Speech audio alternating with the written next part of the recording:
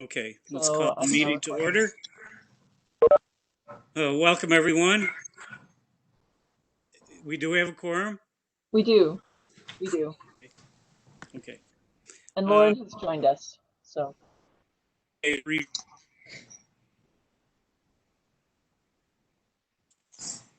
This is the minutes of the last meeting. Ooh.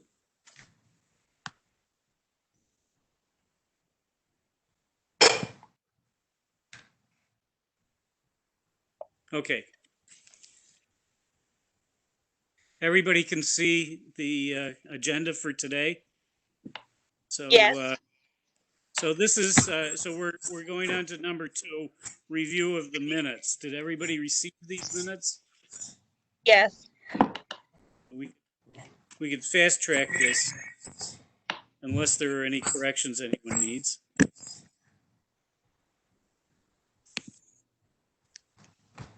With a motion to approve. looks like Ellen is getting an emotion. Can we get a second? I second it.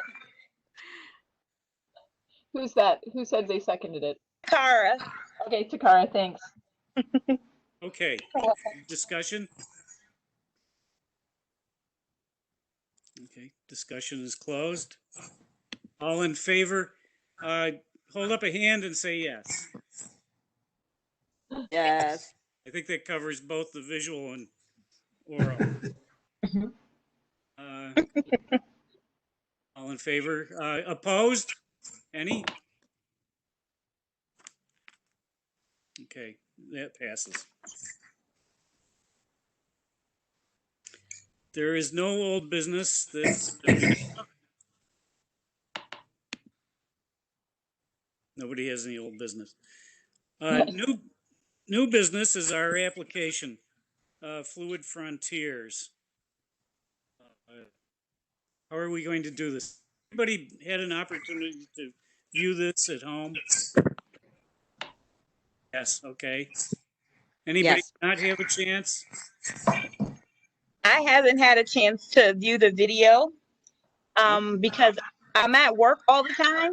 And when I click the link, it asks for a password. It says it's private. Oh, yeah. Yeah, the password was below the link in the application. Oh, okay. Yeah. Sorry, guys. Oh yeah. Oh, no worries. No worries. So, So Kate, do you Annika, want to share the video, and then, to the extent to which it plays back well, people can still at least, get yeah, it we could, for it.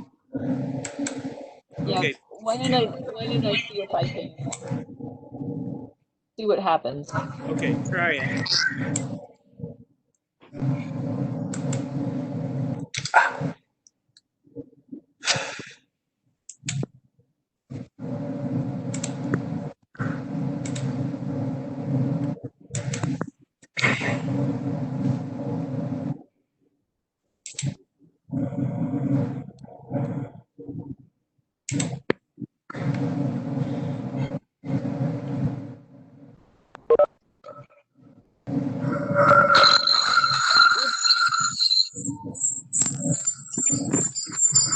Looks like there's quite a lot of feedback.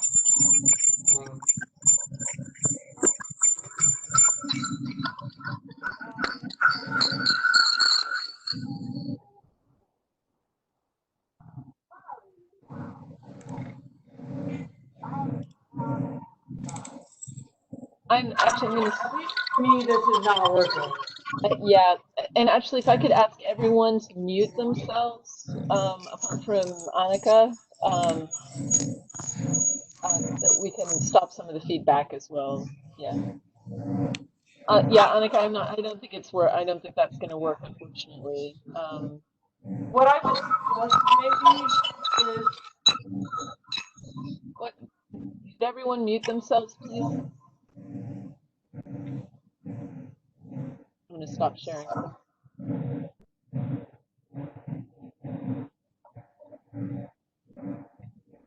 What's going on? Okay. I'm looking for Annika. Where are you? Oh, there you are. Okay. Can you not see me? There's a lot of feedback. So, Emmanuel, could you, oh, let me see if I can mute you. I'm gonna mute everyone here. Okay. All right. Go for it, Annika. Okay. So, I guess what I would suggest is if anybody hasn't had a chance to view it, what I usually do with students in a synchronous situation is I just give them the links and passwords as needed, and maybe you can just open up a second tab on your computer, your browser right now, and check it out. Because video conferencing tends to be so bad for video playback. But I'll go ahead and get started with going through the application. This application is coming from Lightworks Urban Video Project for an exhibition titled Ephraim Asili, Fluid Frontiers, Outdoor Architectural Projection on the Everson Facade. As we always do, video will be looping. The dates for that are September 10th through October 31st, Thursday through Saturday, dusk to 11 p.m. per usual. And we will have a related event. We're still determining the date for that, and it will be a remote or streaming event, but we'll be showing the filmmakers' diaspora suite, which includes the piece Fluid Frontiers, possibly on October 15th, but at some point during the run of the exhibition, we will have him for a live event where he'll have a chance to talk about the work. So Fluid Frontiers was made in 2017. It is 23 minutes long. It's 16mm film transferred to video with stereo sound. We are really excited because this is going to be the first exhibition following the replacement of our entire projection system on the Everson rooftop. And also the cleaning of the Everson facade, which looks amazing. It's like magic. I can't even, like, I've seen the tests already, and it just looks really incredibly clean. So we're very excited about that. Fluid Frontiers is the fifth and final film in the series entitled The Diaspora Suite, exploring Asili's personal relationship to the African diaspora. Shot along the Detroit River, Fluid Frontiers explores the relationship between concepts of resistance and liberation, exemplified by the Underground Railroad, Broadside Press, and artworks of local Detroit artists. All of the poems are read from original copies of Broadside Press publications by natives of the Detroit-Windsor region and were shot without rehearsal. Ephraim Asili is a filmmaker, DJ, and traveler whose work focuses on the African diaspora as a cultural force. His films have screened in festivals and venues all over the world, including the Flaherty Film Seminar, the New York Film Festival, Toronto International Film Festival, Ann Arbor Film Festival, International Film Festival Rotterdam, at MoMA PS1, Red Cat, and LA MoCA, as well as the Museum of Fine Arts and the Whitney Museum. Let's see. Asili currently resides in Hudson, New York, and is a professor in the Film and Electronics Department at Bard College. As is noted in the application and the preview video, because it was shot on 16mm, the piece is originally 4:3. We worked with the artist to create a 16:9 crop of the work that he was happy with, so that the projected image will fill the facade of the Everson. So that's it. That's all I got. Dan, I've unmuted you. Oh, good. Good. Thank you. Does anybody have any questions for Annika about this? I have one.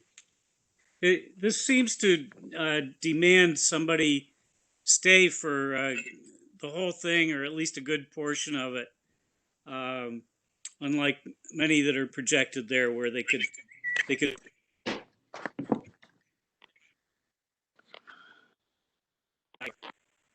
stay. This is more demands a little more engagement. Is there any special care taken for distancing or anything like that around this, or are we just gonna hope that people do it? Well, so we're discussing that internally. I would say with this piece, I feel like you can definitely, it is non-linear, and it is broken up into these modules of the different poems. So Yep. I do feel like there is the potential to have a pretty short engagement, but short but meaningful engagement with the piece, because each of the poems is quite short. Hmm. But to your point, the question of like, how are we framing this? Because we did cancel all of our plaza exhibitions in the spring when lockdown first began. I think that the way we're looking at it is, and we are going to craft language both for projection in the plaza, in between, like as a kind of intertitle in between the loops, but also in all of the press that we do around it, that we are encouraging people to observe social distancing and to wear masks while they're in the plaza watching the piece. It is outdoors, so unlike some venues, uh, we both have less control, but there is actually a lot more built-in safety just by virtue of the fact that it is all outdoors. Okay, thank you. Any other questions on this? No? Okay.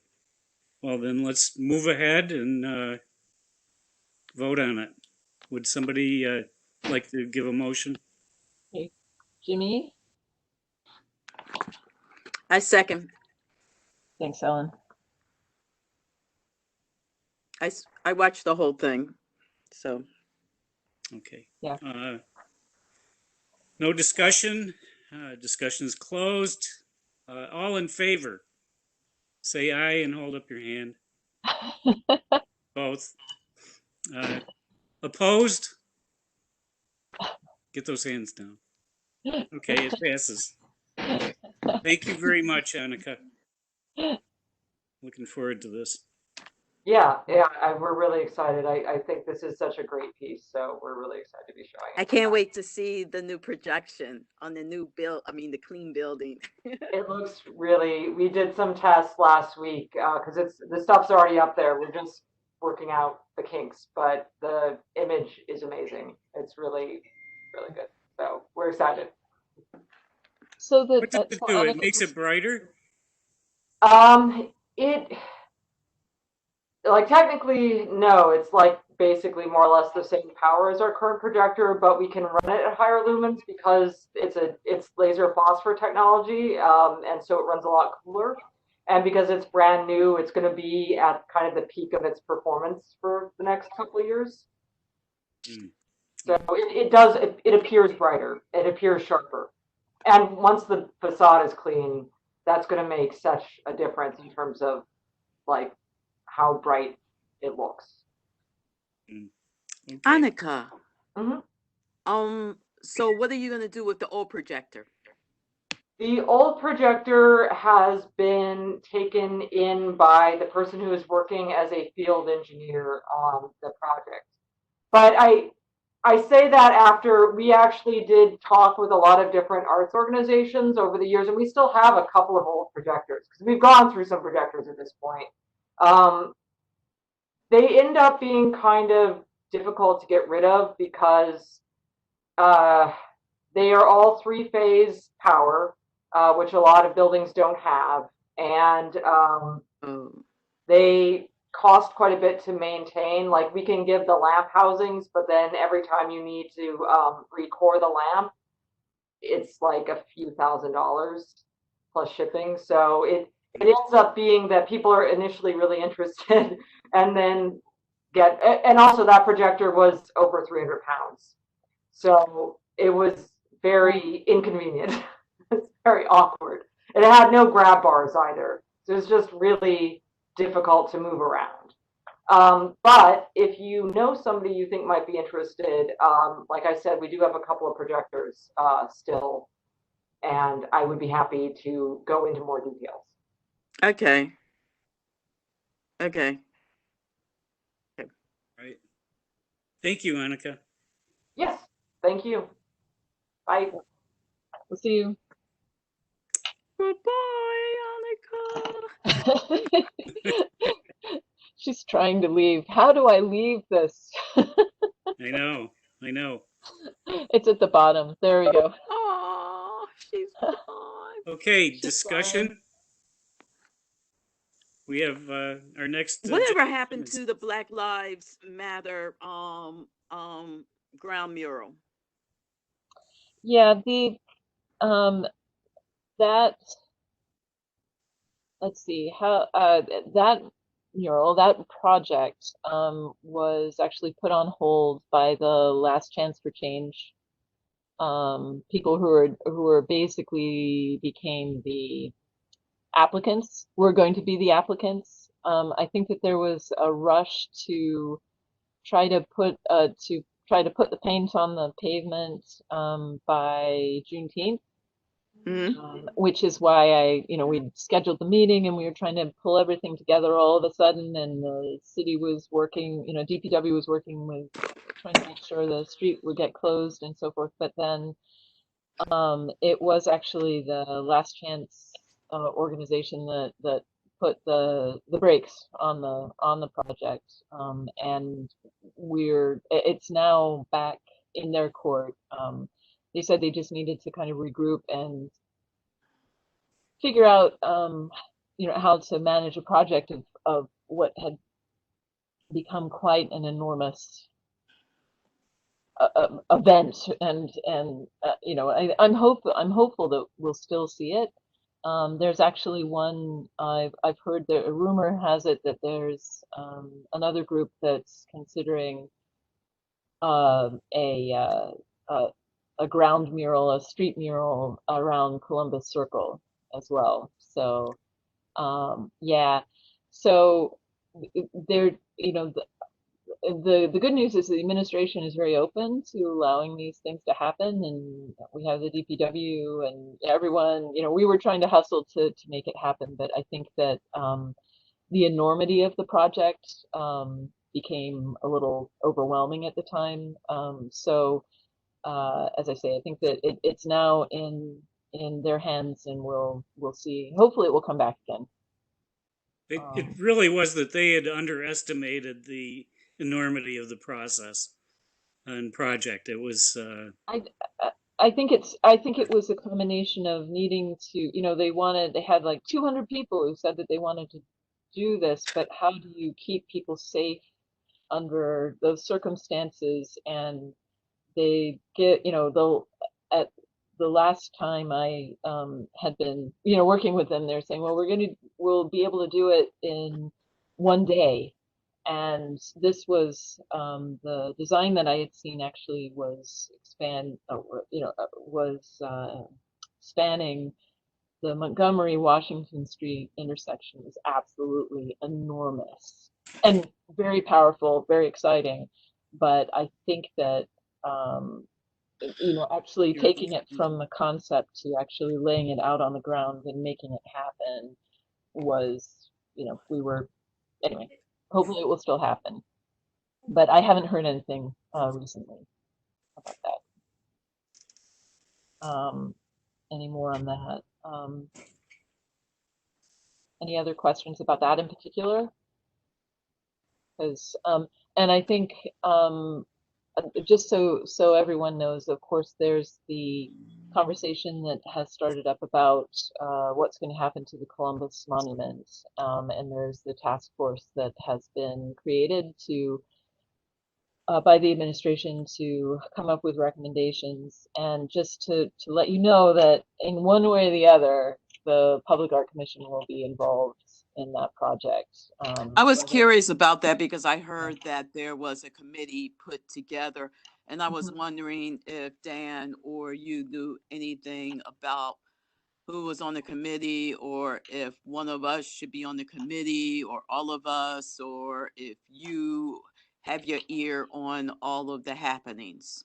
I have my ear. I can send you a list. I think it was in a press release, if I'm not mistaken. There was a press release of the members of the committee, and I I'm happy to share that with you. I am in pretty close contact with the mayor's office over the project. I'm not, neither Dan nor I nor any of us are actually on that committee.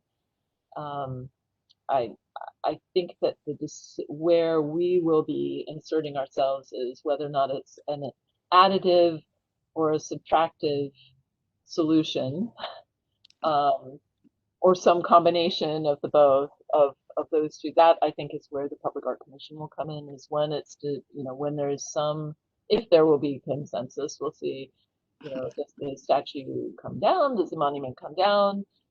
What is it replaced by?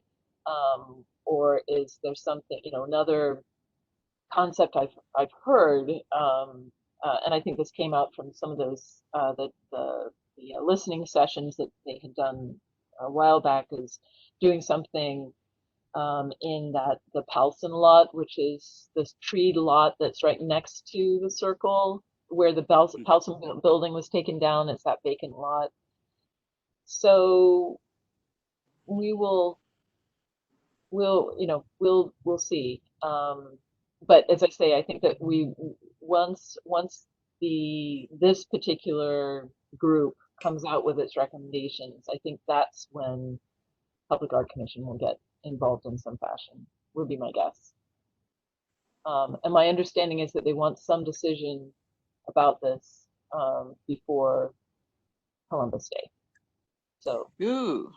yeah. Okay. I don't know. With that special meeting, I believe, because our scheduled meeting is the day after Columbus Day.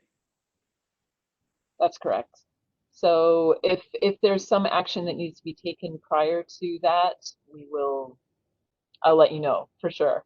And hopefully in plenty of time. It won't be one of those, 1 day notice type of, please, can you get on one of these lovely meetings again?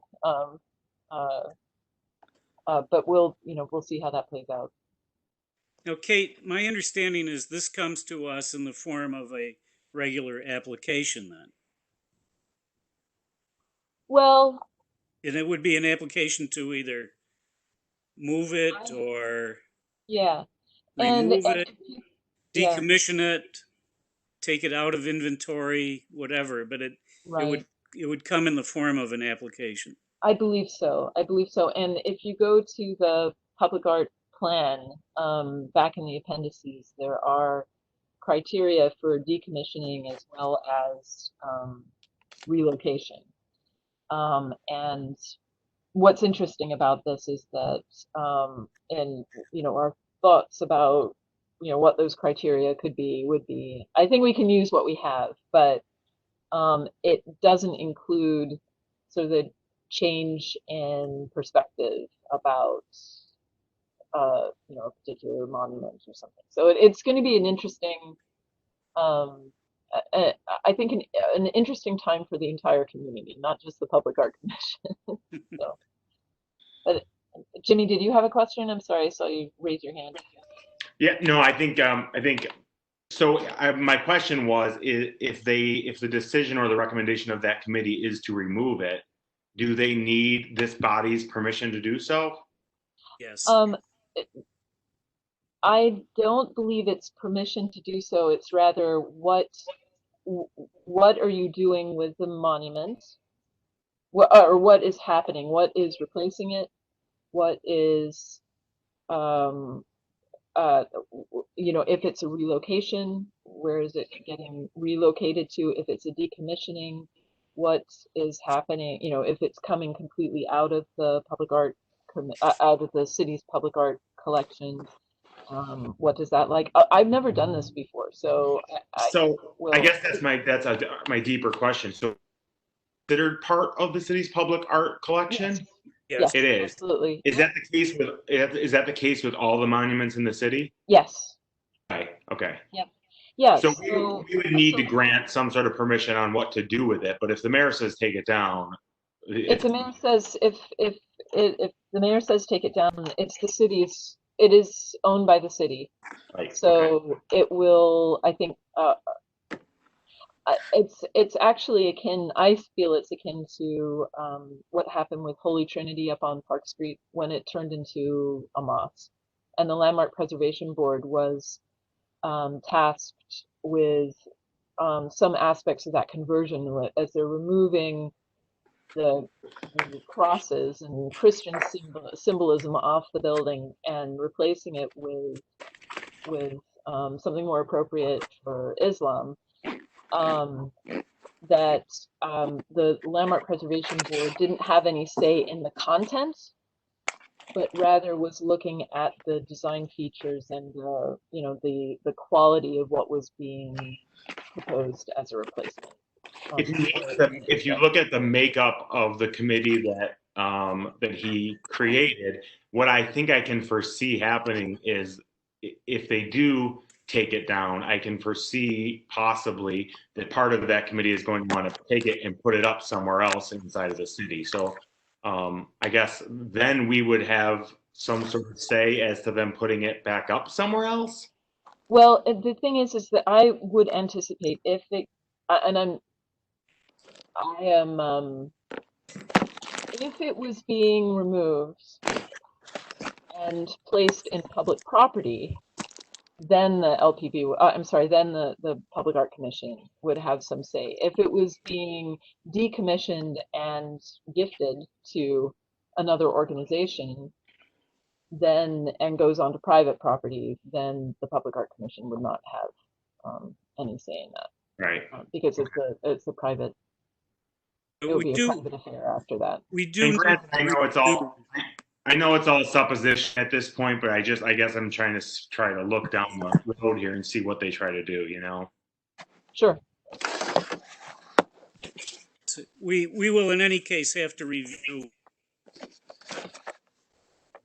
Yes. Remove it or move it. I would cite page 37 and 38 in the plan. Yeah, and I can send those out. I've excerpted those, and I'd be happy to send those out to everyone just so you can take a look at what they say. So, let's see, the other thing, unless there's something else for that, I wanted to also potentially, let's see, share with you. Let me see, I'm going to share again. Oh, I yeah. have to say goodbye to everybody because I have a 6:15, so I'm glad to see you all well and looking splendid. Yeah, and you too. Thanks, Jimmy. Have a good night. Yeah, take care. Bye, Jimmy. Bye. Let me 2 down. Again, hold on, let me see. I want to share with you a couple things. Let's see. One is this. If I can get it. Oh, here we go. Can you see that? Yes. Yeah. Yeah. So I hope everyone will get a chance to go up and see Nada's completed mural there up on Westcott. I think it came out pretty well. I mean, my photographs this morning weren't terrific, but the colors are really vibrant, and I think it really just punches up that wall for sure. So there's that one. And then also the alley walkers. Oh, I'll turn this one. There we go. This one, I think, I mean, it came out okay. I think that we probably all, I don't remember if we remembered that there was a fence right in front of it, but it's not bad. It's pretty good. It's cheerful. Now that it's up, I like the effect. I like it. I love it. Yeah, I do. Yep. So the one thing I will ask her for actually is just her final list of names that she's included. But yeah, I mean, I love seeing these little projects come up, and oh, and just to let you know, we have there is I was talking to, she's an SU graduate student. This is not for her class or anything. Here, I'm going to stop sharing so I can look at you all. Okay. It's not for a class, but something that she's just genuinely interested in doing. She's a refugee She came over here as a refugee herself to Washington State and is now a PhD student and is very interested in the refugee community as well as new Americans and the populations that are up there on the north side, and is now talking to the North Side Learning Center about a mural on their building. And there is a Syrian artist who who she's contacted, and so they're pushing hard to have an application ready by the September board meeting. And it just feels as though it feels like all the pieces are falling together really nicely for that one. She's doing all the right things, talking to the people she needs to be talking to and the community, and so I'm excited about that. And Dan, did you have anything else that you wanted to add? Well, yeah, we did have a talk with Frank Malfitano, who wants to get involved in placing some public art. I've continued those conversations, and I think if he has anything together by the next meeting, I may invite him to come and give a small presentation on that. What it looks like is that Frank wants to get some music related art up. One of them would be a probably a statue commemorating Eli Harris, who got killed recently, and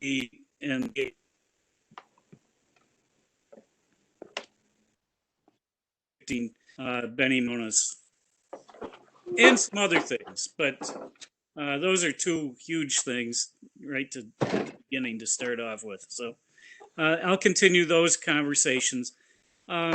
Also, I've been hearing that some people think of the Public Art Commission as sometimes being an impediment to art in the city. And I just thought it would be good to present a statistic to all of us so we can at least contextualize this discussion. To date, the Public Art Commission has approved 188 applications, and it has denied 4. So I wouldn't call that.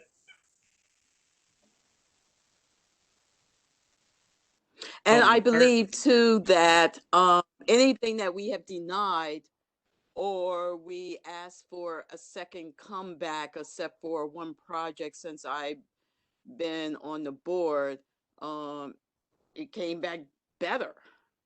Yes. Yes. You know, so yeah, I mean, since I've been on the board, I think for me, we only had one failure, and that was like the SU group. Because the young people in one semester was trying to rush something through, and Yeah. and yeah, I think that if they had more time, something tells me that they would have done a lot better. But yeah, I want to see that they were wall pressured to move with great speed, and it ended up being so much they could get a smaller. one-liner on on their resume, and yeah. It's the way I look at it. And it looks like crap. So, but it does. It really is an eyesore in the community. Yeah. It is. So, but that's like the only thing that I can think of just right offhand that was and that should have been better. But yeah, we usually say yes to everything unless we see a problem. And I don't think it comes down to personal taste. Well, for me, it doesn't. Like I ask people to consider things, which is for me, it's not personal taste. I think that it might have to do with integrity and those kinds of things. But yeah. So aside from approving or denying, what we also do is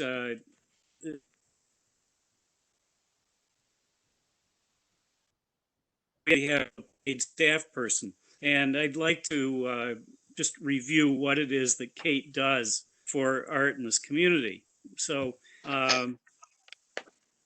Yeah, what does Kate do? she's, well, okay, so I've got a list of things here, and I'll I'm a read them off. coordinator. What can I'm not an artist, unfortunately. Not the artist, but she's the first point of contact for organizations and individuals interested in installing public art in the city. If they're early in their planning, she can help them to locate property owners if they're interested in particular sites, to talk about available funding sources and how other public artwork has been funded in the city. She can refer them to a list of artists that the Public Art Commission has worked with before. She can talk generally about public art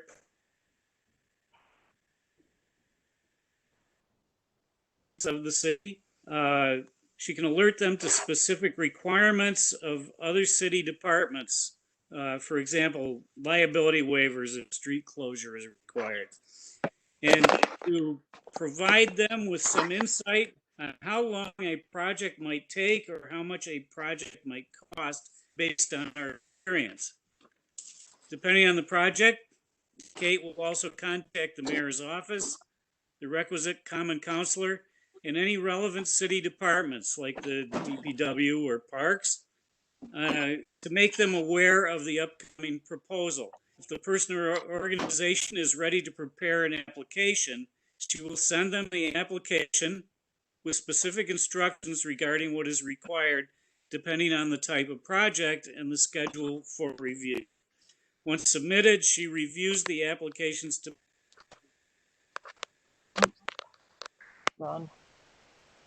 refers the project to the departments for approval, and then it comes to us and we're able to approve or deny them. But it's a full application when we receive it.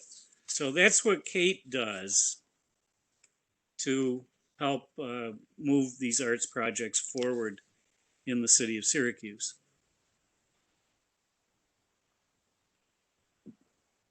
So I say,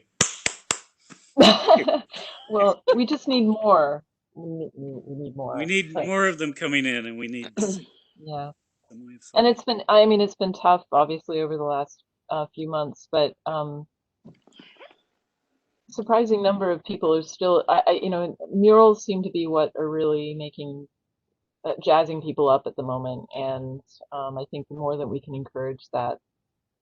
Well, murals the better. is an inexpensive way of doing public art, because Yeah. if you do, you know, metal or, you know, Right. or a monument, right. that's very costly. So murals is relatively inexpensive. Yeah. I know I talked to, I can't think of her name right now, with the Community Foundation. She was saying that there's money that's coming down the pike for artists of color or African American artists, and right now they're working on how to make some of that funding available to individual artists as well. So Good. I'm interested in that, and how to maybe well, and of course, I mean, like, they could maybe use somebody else's you know, non-for-profit status also to get work done within the community. So that might also be possible to, you know, to feed artists and put artists to work. So it seems like there will be some money out there once they figure out how they want to cut that money up and distribute it. You know, like, we are talking about a big pocket of money. Is So is this community foundation dollars, or are they receiving them from another, or are they, I think they're or receiving them from another source, if okay. but I can't say that for sure. Okay, well, it's worth giving them a call and finding out what the details, further details, because it would Well, be. I know that I Yeah. talked to her like 2 weeks ago, Okay. because I was originally talking to the director of the community choir, and she called me immediately and says, "Oh, Ellen, I got to tell you about this money." I'm like, "Oh, great. I want to hear more." She says, "Oh, we'll call so-and-so." I called so-and-so and she says that, yes, there is all this money available, but we have to figure out how How we to distribute it. Yeah. want to distribute it, especially since we want to make it available also to individual artists as well. Mhm. Yeah. And that's where I think like it's easy to give money to what, a 501c3 kind of Yes, thing. they have. Um but in terms of putting the money into individual artists' hands, they have to figure out that thing. So she was saying that give them a few weeks and they will figure, that they should come down with something. And there should be an announcement or some such thing, I Yeah. assume. Yeah, Yeah. that's what she was Okay. saying. But I'm Okay, really that's great. interested on that because that's money I want to go after. Oh, so we'll not share it with anybody. We'll- No, no, okay, oh good. no, oh no. I want to share with a lot of people, to People, promote yeah, my but city and to get a voice out there more, yeah, yeah, put no, more that's terrific. That's really great news. artists to work. And this money, from what I hear, is specifically supposed to be for African American artists, is what I Right. hear. I don't know if it's for artists of color or what they refer to as minority artists, but I specifically heard African American artists. Okay, Okay. So I'm great. curious about that. What's the timeline on this? Do you know, Ellen? No, she didn't give me a timeline except for to tell me that give her a few weeks and she would be able to tell me something. Um, I'm trying to think of her name. Um, Out of you to see if I can pull up from. Okay, her name is um Dashiell Dashiell um um Martinez. Okay, Mm-hmm. So I don't know if you know her. I don't. Well, she's a person, Okay, Dashiell Martinez. So Keep us yeah. posted on this. Pardon me? Keep us posted on this. Okay, okay, She'll I will. contact you, right? Um, no. Who's the director of the community choir? oh, what is her name? Yeah. Uh, it's not Carol, is it? No, no, no, no. Well, anyway, she called Yeah, me and she gave me um um Martina's number, and I gave her a call directly, and she's the one that gave yeah, me more information to just be a little bit more patient on, so that they can figure it out. okay. Okay. Also, what's going on with 81? I haven't heard anything about 81 since COVID. Nothing. Does anybody know anything? I have not heard anything. I think that I want to say that Owen Kearney, who I work with, has had maybe a meeting regarding 81 since COVID, but yeah, if I hear anything, I'll pass it along. But that's a question I have as well. Just it's gone silent. It really has. And I think part of the issue is that if I'm not mistaken, that they need to, through this process, they need to be having additional public meetings, and so I suspect that they're trying to figure out how they can do that. Since they're illegal. So Uh, yeah, um, but No, I'm just trying to figure out ways of maybe, like if the community foundation supposed to have this pocket of money, um, to possibly propose something that could be somewhat of a landmark for the um for that 81 plan, if you know what I mean. Like, I love it when I go into other cities and they have things that are just really mark that community. And of course, we have the dome, which marks our community. But it would be nice if there was something huge that could be, commissioned. Yeah. Yeah. Yep. So that's what I'm saying. Yeah. Well, if I hear anything further, I'll let you know. But I think that there's a lot of hand wringing going on about how we keep the process going, and yeah. So Yeah. well, How that's is all everybody though in general? Because I haven't been seeing anybody. I've been quarantined. Well, I've never stopped working. I've been Great. working the entire time, 16-hour shift. Wow. Wow. Yeah. Yeah, but are you working in office or are you working from home? Oh, no, I actually have to go into the elderly's home because I take care of hospice patients. Oh wow. Yeah. Oh, So I have to do everything. that's why you're all masked up. Yeah. Well, actually, I'm messed up because I'm getting implants. And I had some teeth taken out so I can get implants so I can have a beautiful smile. I understand because I already So have next 2 time implants. you see me, I never close my mouth. I'll be cheesing the whole meeting. I understand.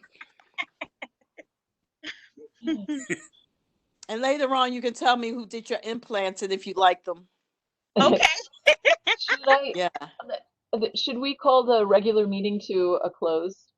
And then we can carry on talking. I'm just thinking I'm recording this at the moment. That's Oh, all. yes. Hey, so is there any further discussion on the matters of public art? No. Okay. Is there a motion to adjourn? A motion to Kara. Second? Okay, thanks. Okay, I will stop. I will stop the Is that recording. a paper cutout of Emmanuel? Because he hasn't moved.